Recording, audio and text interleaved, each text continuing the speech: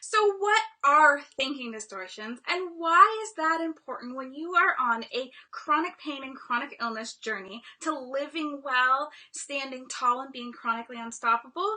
Because if you get stuck in these thinking distortions, remember that your thoughts become your reality. So if you are stuck in a distorted thinking pattern, you are going to keep bringing more and more back to you. If you are looking for the best advice on living well with a chronic condition, chronic pain, or maybe you're just stuck in this life of mediocrity and you want more out of life, subscribe to my channel and don't forget to hit the little bell so that you're notified, because every Tuesday I will be dropping a new video to help you live your best life, to stand tall and be chronically unstoppable, because you deserve it.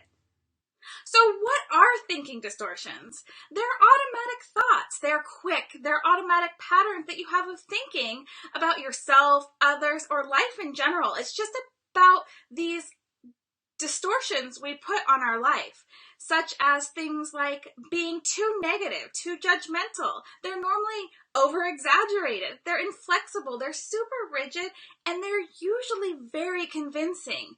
A lot of the times, having the stress of some sort of a chronic condition, whether that's a chronic mental condition or physical conditions, just having the stress of that condition in your life can bring up these thinking distortions. It's really important to get a hold of them and recognize them so that you can get over them, because remember that your thoughts become your reality. So what the heck do these thinking distortions really do? They distort your reality. They contribute to your feelings of loneliness, more stress, depression, anger, pain, distress, hopelessness, and fear. Fear of the unknown, fear of the present, fear of your condition, fear of your symptoms, fear of this, fear of that, fear, fear, fear. So if you get the point, thinking distortions can really distort your reality and can put this huge, massive amount of stress and fear in your life. So what the heck do you need to change these thinking distortion patterns, to change this reality that you are creating for yourself by being stuck in these chronic negative thinking patterns? First, you have to develop the skill of becoming aware of these patterns so that you can disrupt them, so that you can put new things in, you can create new routines, you can create new automatic thoughts that are positive and uplifting so that you can really change your reality into the one that you're desiring. Again, you're going to learn to challenge these and modify them so that it doesn't take over your life, so that it becomes this amazing, like, instead of worrying when you're going to a party, like, oh, my systems are going to flare up, you're like, oh, I'm going to go and I'm going to have a good time. And of course, your illness and your condition or whatever it is, it's going to come with you, but it's not going to be all of you. So you can start living your life as yourself instead of your condition. So how do you begin to do that? Number one, you need to recognize the stressful situation or event that is bringing and triggering this automatic thought that's completely distorted of reality.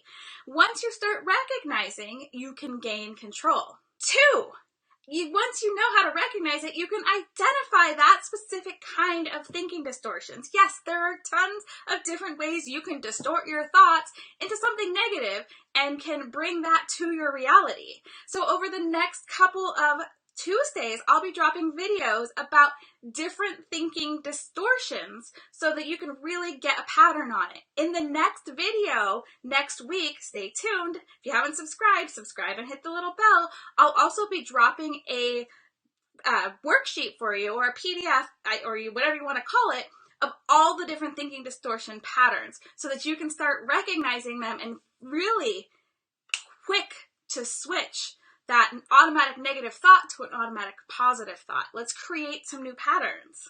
Three, you're going to identify your uncomfortable mood, feelings, thoughts, interactions, that pain that's flaring up, maybe your stomach's grumbling, whatever it is.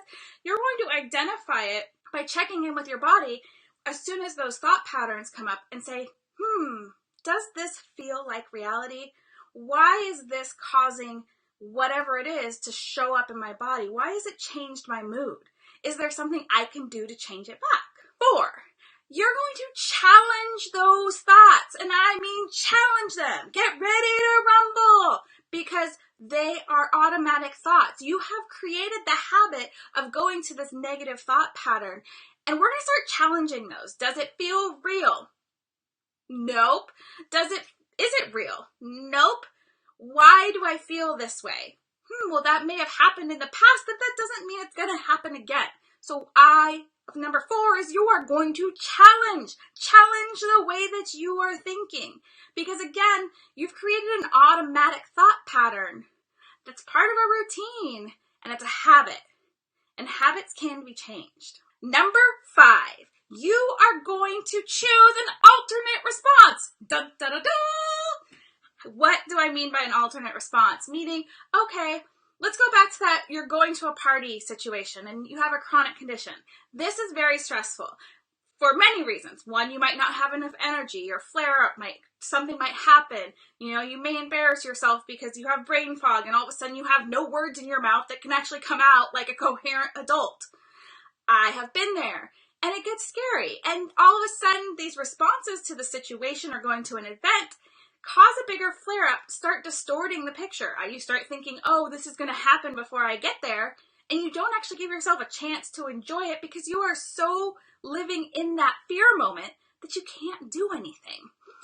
So you can choose your response. Let's say you're getting dressed to go to that party and all of a sudden oh my gosh, I'm not going to be able to talk. Everyone's going to be looking at me. My brain fog is going to flare like crazy. And you freeze. And you say, listen here. I like to name my thoughts. I name my thoughts woman. I call them, listen here, woman. You are not going to have that happen to you. Everything is good. You are great. Your body is healthy. You are going to have interactions with people that are going to be amazing. It's going to be fun. Because I have immediately chose an alternate response and started reprogramming that into, no, this is going to be fun. I'm going to live my life, and my symptoms and my condition is not going to hold me back. And the final number 6 is identify what your body is feeling. It is so important, and part of the reason why I say mindfulness, get present, get in your body. Identify what your body is feeling. Do you feel your body tensing up because you have to go to this event or this situation just happened? Are you feeling tension in your jaw? Do you feel like you're getting a headache? Is your stomach rumbling and you're like, oh crap, I'm gonna poop myself? Whatever it is, check in with your body. How is your body responding to these thought patterns that are going through your head? That's another great way. If you've missed all the other steps and you finally are like, I just need to check in with myself, and you're checking in and you're like, ooh, that doesn't feel good. What can you do to change that feeling? For me, I do a lot of breath work, so I breathe into that and I'm like, is what's causing this stress? Is what's causing this thing to flare up? Is this my reality? Or do I have some distorted thinking pattern going on? So sometimes checking in, even though I put it as number 6, checking in with your body can also be your number 1 response because you're feeling something come up. And that's a reminder to check in. So when you feel those things come up, check in. Check in with your body. So if you are looking forward to learning more about how to change these patterns, what these patterns are, what to recognize, stay tuned because next week I'm going to go into 5 of them because I don't want to overwhelm you with blowing them all out at once. But again, next week I will also be dropping a PDF with all of them in there so you can look right away. But stay tuned. Subscribe to this channel if you have not and hit the little bell because then you'll have the reminder for next week. So I want you to get out there and make today freaking amazing because you deserve it. Stand tall and be chronically unstoppable.